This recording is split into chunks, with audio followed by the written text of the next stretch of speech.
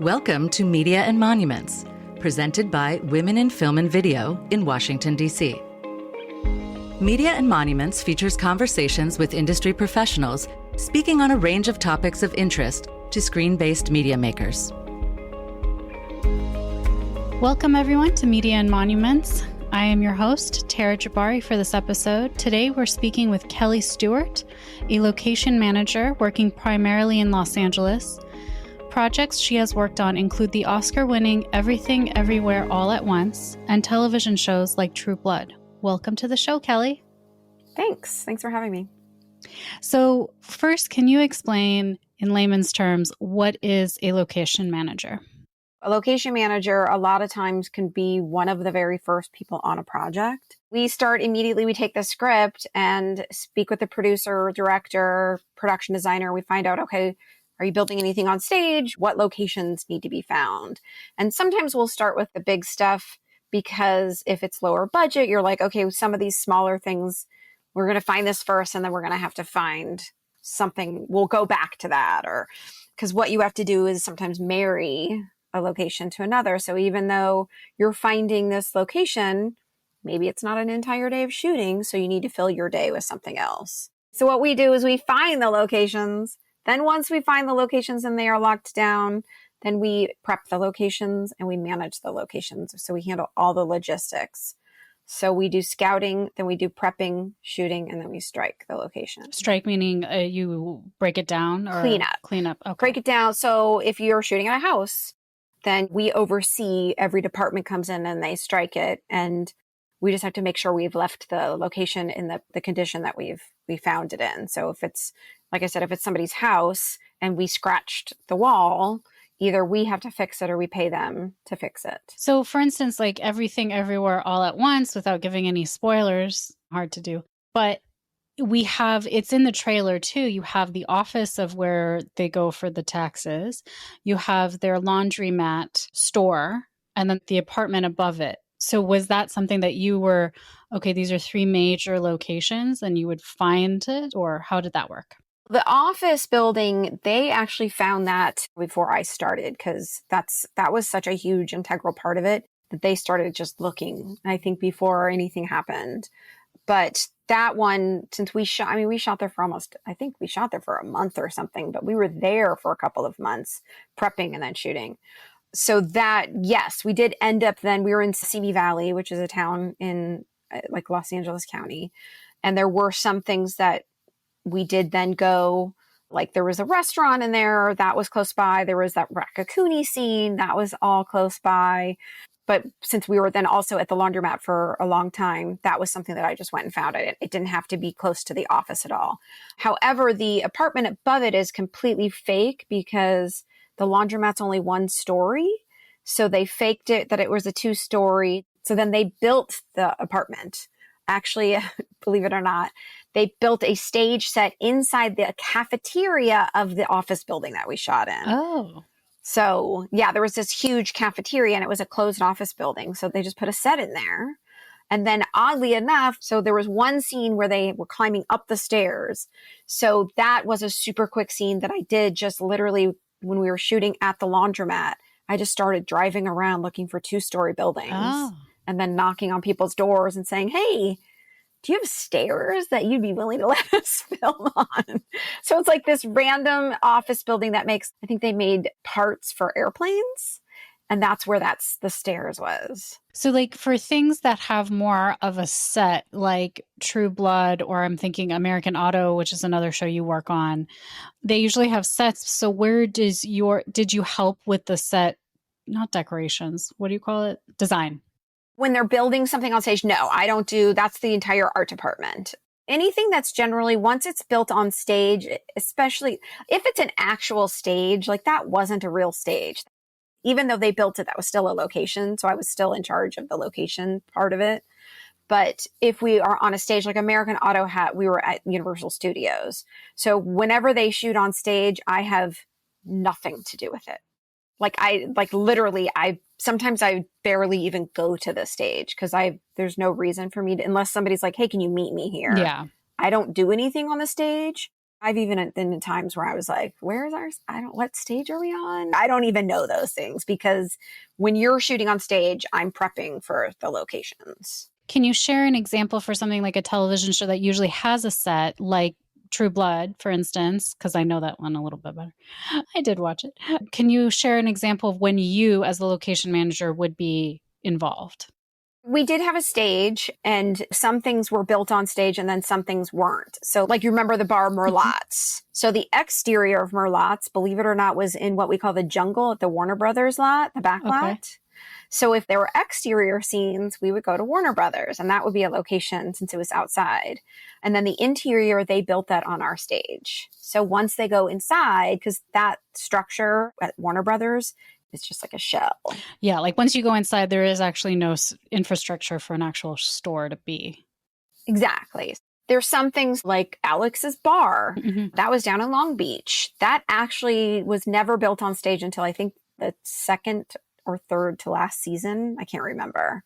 But we just kept going down there and kept going down there. And then I think one season they were like, we're going to do a lot of work at Alex's bar. Let's finally build it on stage.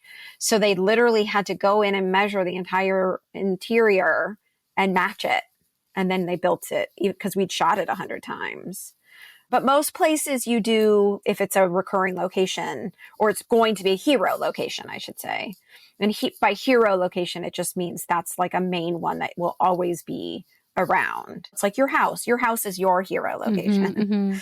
But like you might go to a restaurant all the time. That's not a hero location, but it could be a recurring location because you go there all the time. How did you get started in managing locations or in this specific field when it comes to film and television? A long time ago, when I was looking for a job, I'd worked in development before, and development can be a lot of like you spin your wheels and you don't really get anything accomplished or done. You don't work on any projects. It's just trying and trying and trying. And I really wanted to work on something where it was like, I wanted to film something. I wanted to see it all the way through to the end. And I can't remember who or whatnot, but somebody got me an interview with the line producer on a movie. And I met with her. She was great.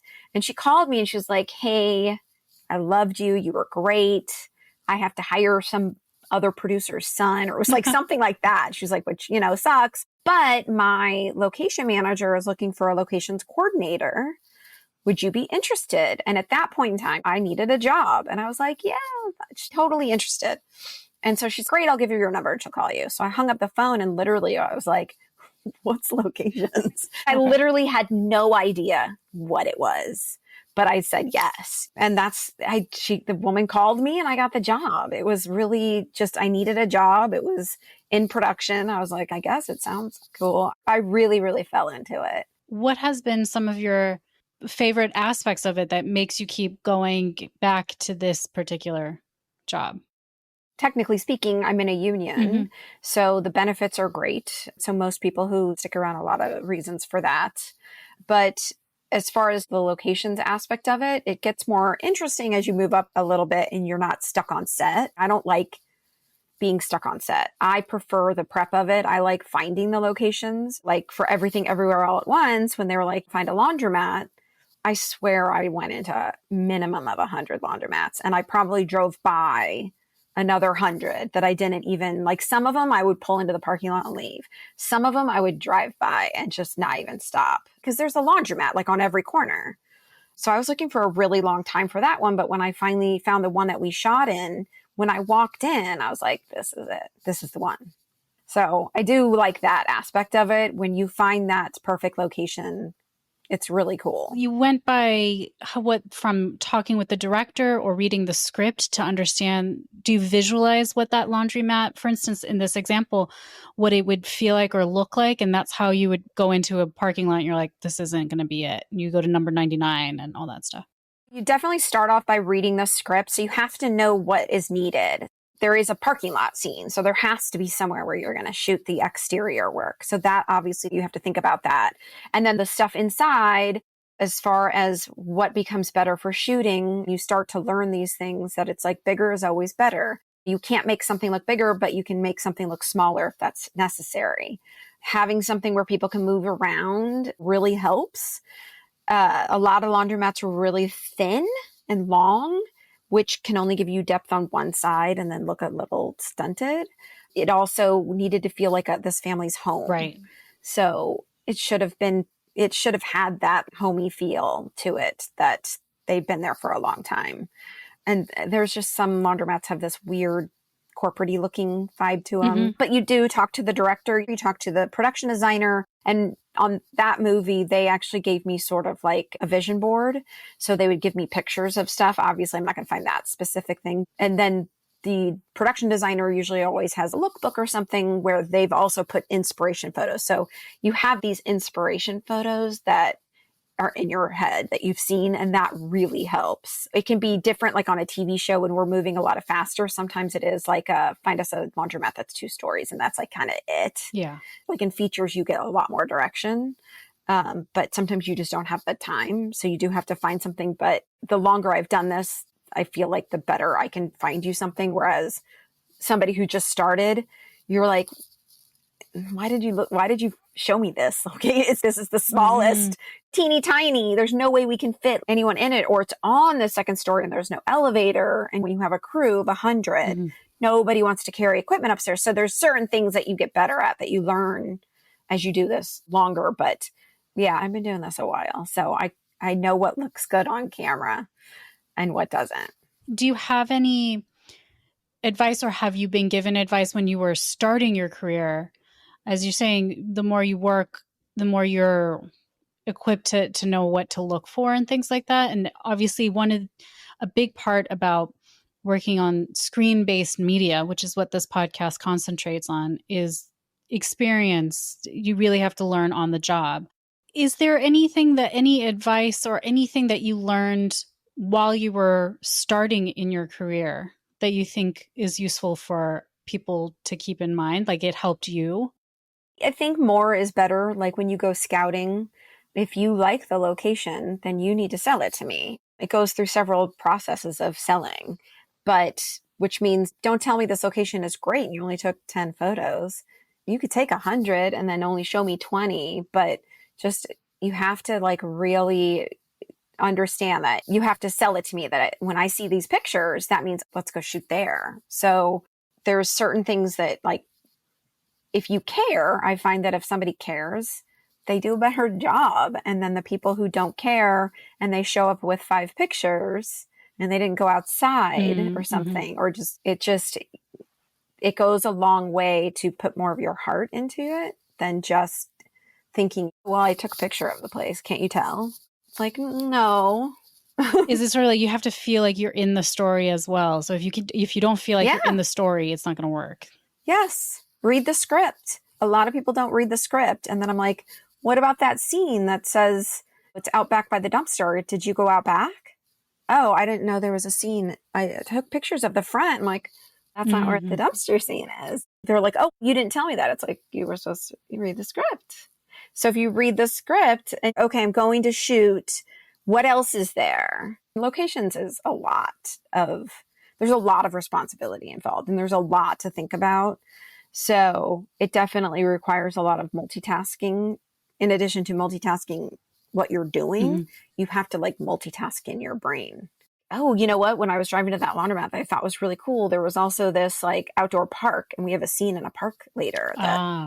Yeah, there's just a lot of things to remember. I was wondering, you were just sharing like, oh, you had to look for a building that just had stairs for everything everywhere all at once. Has there ever been a time where you're like, oh, I love this location. This is a perfect one. But then either if it's a house, the homeowners don't want to use it, or what have been some trials that have been frustrating for you, and what have you done to overcome those? Oh gosh. I mean, there was this one project where the house was like a huge deal, and the production designer was like, I keep driving by this house. It's super cool. And I managed to get a hold of the owners, and I thought I talked them into it. But once it started to get into it, they freaked out, and they were like, no, never mind. We don't want to do it. And we were going to be there once an episode. We were going to be there a lot. Unfortunately, the show got canceled and shut down before we even filmed the scene. But it is tough when you lose something like that, where there's nothing you can do. You just have to start over again and keep trying. It happens. Locations fall through. But yeah, I'm trying to think of another. Oh, there was one cool scene on True Blood where we found this cool place. But as I'm sure you remember from watching it, a lot of the places were run down, and like we didn't go to Disney Concert Hall. We were at, what crack dens, and that's what they were written as. And so we literally, it was supposed to be like a crack den, and we found this cool location, and then we discovered black mold. Oh no. We couldn't shoot there. We had to find something else. There are some times where you find a location, you're like, oh, this is great. But then you bring in somebody like safety, and they're like, yeah, you can't have 100 people inside this house for 12 hours. I was going to ask, do you work closely with like legal and then set departments and things like that? I feel like you're as involved as, let's say, a director who has their head in every little department. Yeah, the locations department pretty much works with every single department in a sense, because I'm support. So if you need something and we're at a location, you should come to me and ask for something. So deal with the art department more than any other department, for sure. If you want to hang something on the wall, you can't just walk into someone's home, believe it or not, and just drill holes into their walls. They don't want you to do that. So you do just have to ask permission. Even though you're already there, it doesn't mean you can just do whatever you want to a location. You're a renter. You don't own it. So you have to keep a lot of those things in mind. But we also deal with safety, which I do really like, because I feel like I know a lot of the crew, I don't know if they know how much time we spend on safety, but like if somebody is like, hey, can we go put lights up on the roof? I'm like, the location says that you can, but I'm going to call Warner Brothers Safety because they told me if I hear their R word, I have to call. And we make an appointment and they come out, we go up on the roof. And if they feel that it needs further inspection, you have to get a specialist to come in. Like if you're filming near a river, if you're filming in water, if you're filming near a cliff, there's just like all these things that like, there are other people who will think about it as well, but it does, for bringing people out, I need to take care of that as well. I have my safety hat on. While you've been on set and you've worked on quite a few big projects, were you ever curious about other aspects on it that you wanted to look into? Like, were you ever interested in being in set design or the art department? The art department was never something that I was interested in. I was more interested in wanting to produce than doing that. Most of the people who are in art departments and stuff do have a creative background, or everybody kind of starts at the bottom. You work your way up, and most production designers have design backgrounds. Like they know, some of them even are architects. So there's just a lot more that goes into that. But when you do bigger projects, you end up in a union. You're in your union. It's not so easy just to be like, hey, I want to go get a job in the art department. And you really do seem like you really enjoy what you've been doing for a few years. There are times that I enjoy it. There are times that I do not. But I think if somebody who works in production were to tell you that they love their job all the time, they're lying. Yeah. It's a hard job. It's a really hard job. If you don't want to work really hard and work long hours, don't get into it. Just don't. I have respect for a lot of people who are like, look, I just want to do this and I want to go home. I respect that. That's all I want to do. All I want to do is I want to do my job, but I want to go home. And it can be really demanding, really stressful. And sometimes it is fun. I find it's more fun with it if I like the people that I work with. But there can be times where it's just really hard. You're constantly thinking about budget, and I've got to make sure that 100 crew members can go move to a brand new location tomorrow and that they have everything that they need to get their job done. So there's so much that goes into it. The logistics it's huge. Mm-hmm. You have to have a permit. You have to have bathrooms. You have to have somewhere for us to eat lunch. All of those things fall under the locations banner. So there's just a lot. In addition to dealing with, you're at somebody's home, you're dealing with that, which is a huge job in itself.